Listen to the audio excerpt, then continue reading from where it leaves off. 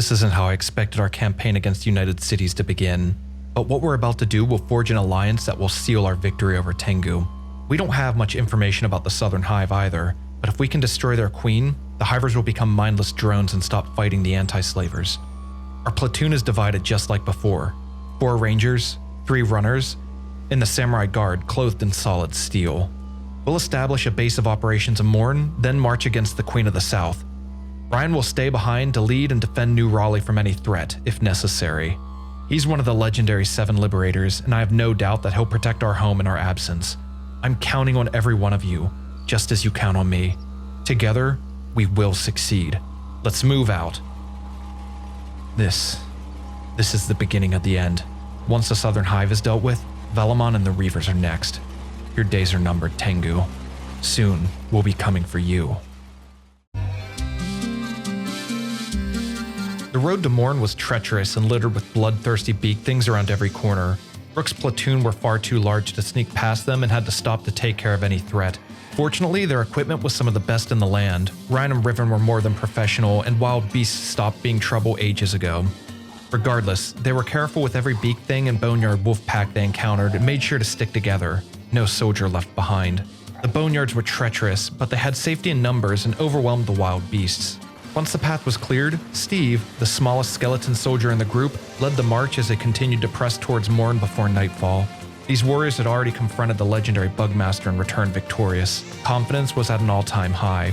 Rook was counting on this. Having high morale would be the key for their long-term goal of overthrowing the entirety of the United Cities, and the more victories they had under their belt, the better.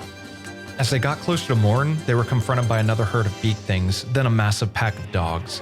Bare swords slashed tendons, sabers cleaved necks. The battle was brief, as expected. They carved all the meat from the animal corpses for extra food rations for the journey to buffer their supplies. That was their final interruption before approaching the entrance of Mourn, where Rook was already well known after dealing with that old gorilla problem. The town's patrol was surprised to see Rook's army all come in. The civilians weren't used to seeing such a large group of visitors at once. As they passed through the gate, Rook told the men to wait outside as he entered the bar to speak to its tender. He asked if there were any buildings for sale, since there were too many to stay at the small establishment. The bartender pointed him in the right direction, and they found a destroyed step house that would work as the perfect outpost for them between Spring and New Raleigh. Rook purchased the property for 9,000 cats, and they got to fixing. In his previous visits, Rook saw the destroyed buildings and planned on repairing one for their use. The army came prepared with building supplies to patch the roof and make decent furniture. Everyone contributed to the work in repairing the rundown building, and it was finished before dusk. They didn't need anything elaborate, a few medical beds and storage for leftover supplies, plus any excess food reserves. After the beds and storage were constructed, Tao and a few of the other men injured during the travels rested. They were planning to depart the next morning.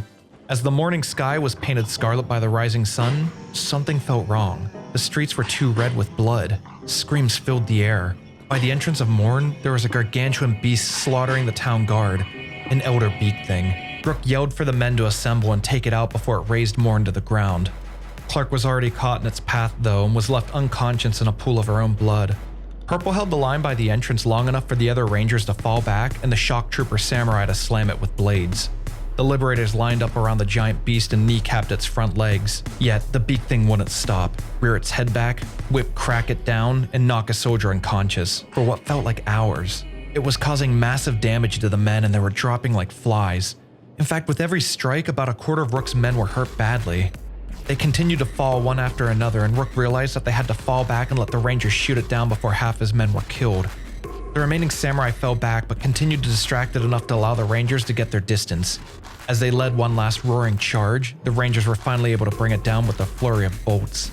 Agnew let out a victory roar while the men left still standing tried to evaluate the damage. The runners kept plenty of distance from the fight, and as soon as it was finished, they ran in with medical supplies to help the wounded. Rook's mindset quickly went from overconfidence to dread. Before they even left Mourn, they were almost stopped by a single beak thing, but Rook's never seen an elder before. It was truly a fearsome beast. Miraculously, none of the liberators were killed by the time the dust settled, but many were severely injured. They tended to the wounded and dragged them to the outpost. It was going to take some time before they were all fully recovered. In the meantime, they set up some cooking fires and prepared all the meat they collected from the wild game before arriving at Mourn. Rook didn't want to waste any more time though, and they left immediately. If they weren't there to help when the outer beak thing attacked, Mourn might have been completely wiped out by a single creature. They told Rook that they were indebted to him. Again. Mourn was the last safe haven for a while. Rook told them to be ready for what's to come next. After a full day of traveling, the Liberators arrived in the Royal Valley. They didn't know where the Queen of the South was located, but Rook knew she'd be here. They found an open area in the valley where Rook told them to wait. He was going to sneak off and scout ahead. Rook felt very comfortable traveling alone. He was incredibly stealthy when he was by himself, and this is how he traveled for so much of his time before the founding of New Raleigh. Recon was effective, but he much preferred the company of allies to deafening wasteland silence. Rook traveled under the darkness of the night for a brief period of time until locating a nearby hive. It looked like a small outpost from afar, not somewhere they'd keep their queen, Rook thought to himself. Upon further inspection, there were swarms of Hive drones in the area, but nothing the Liberators couldn't handle. Rook peered over his map and saw a nearby crater further south and wanted to explore this area before reporting back to the rest of his men. He snuck past the hive with ease and continued to move quickly. That's when he discovered something else nearby. Another hive, but from the looks of it, this was the queen's. He got a good vantage point from a hill in the distance of the hive and he confirmed his suspicion. That looked like where a queen would reside. Rook was feeling confident and continued to sneak into the entrance of the lair. She was there, inside the main hall, the Queen of the South. What Rook didn't realize is that the queen wasn't a hiver, but a skeleton. How odd, he thought. Hivers of skin and bone being led by a robot of cold iron. Before he got careless and caught, Rook plotted a return trip to his men. Once he reunited with them, they would march to the Hiver capital. He returned in no time and updated them on what he found out. Rook led the group to the first outpost and they charged. Tao was by far the fastest samurai and arrived well before the others to begin their engagement. The rest of the men poured in from behind like a tsunami, with righteous justice demolishing the opposition. The enemy was completely overwhelmed as the Liberators spread throughout the small outpost, wiping out every last one of them. A wandering patrol wasn't a match either. The fighting was over just like that. Rook led them to the main hive, which wasn't much further away. After the fight with the outer beak thing, the hivers were simple.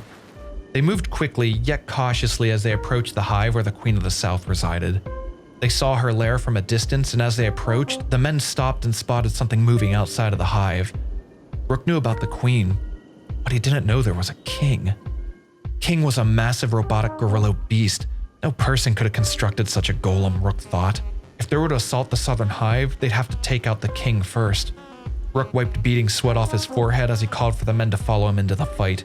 He led the charge and sprinted into King, opening with his classic crescent strike of the falling sun. It shrugged off Rook's blow and countered immediately. Fists the size of a pack beast hammered down endlessly in response. As the samurai tried to surround and overwhelm it, King dove into the group with its wild swings, causing massive damage to Rook's men. Rook called out to a small group to stay in the fight and for the rest to fall back. They could swap positions and the wounded could be tended to while the rest of the fighters would continue alternating. The king would be kept busy with ranger crossbows. They continued to swap out the wounded fighters to keep the pressure on. At this point, it was a battle of attrition. After hours of grueling combat, a carved-into king collapsed silently into the sand. As it shut down and rolled down the hill, Rook immediately chased it to steal its cores. If it rebooted, it would be a nightmare. Why were the king and queen of the southern hive skeletons? Rook pushed his concerns to the back of his mind. There were more important people to attend to right now, his soldiers. The runners laid out medical camp beds for the men to rest before storming the queen's hive. Within a few hours, they recovered enough to move on. Simply using the cover of darkness was enough. The simple ingenuity of humankind worked wonders. A large entrance was left unguarded. They poured into the base and stormed a group of southern hivers that were patrolling nearby. They cut them down easily, but they lost their element of surprise as the rest of the hive hissed in alert of the invasion. Bren Tenkage and Whalen rounded the corner and laid into the Queen of the South before she had a chance to take cover. Two blasts of shooting sparks from metal clashing on metal, and just like that, the queen was obliterated. Chris approached the limp corpse of the skeleton queen and looted the Meitu grade polearm for a trophy. This weapon was a cultural artifact and was much better than his bear sword against the other hivers that were surrounding everyone. The queen fell before the hive knew what hit them. Rook could see the confusion and panic in the remaining hivers as they fought off what remained in the Great Hall. In a matter of minutes, one of the two problems plaguing Tin Fist was defeated. The Liberators converged in the main hall and did a quick medical check before heading out. Before they could leave, another group of hivers poured in from the outside. The Liberators were too strong and greatly outnumbered the enemy at this point. They were no match and were eviscerated. After they cleared out the other patrol, Rook ordered them to fall back where they would rest up and explore the remainder of the Royal Valley to ensure the threat of the Southern Hive was completely taken care of. Everyone healed up quickly, packed their supplies, and were ready to move on. The main path through the valley continued eastbound. Rook ordered his Shek forces to follow the path while he would lead the rest of the men around and explore further ahead. This would allow them to cover more ground. The Shek located another Hive outpost from the distance. They readied their blades and charged it into action. Normally, the Southern Hive had an advantage in numbers and overwhelmed their opponents, but with the Liberators being on the offense, they were able to take them out with ease. Meanwhile, further east close to the coast, Rook and the remaining men located some kind of small settlement that appeared to be abandoned. He thought they could rest in one of the buildings while they waited for the Shek forces to meet them.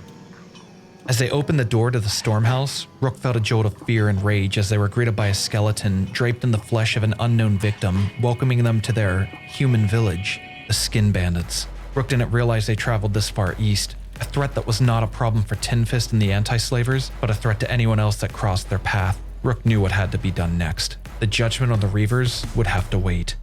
I hope you enjoyed this episode. I want to thank my editor, Logan S., who is helping push the quality of my narrative content even further. I also want to shout out my newest patron, Stratus. Thank you for your support.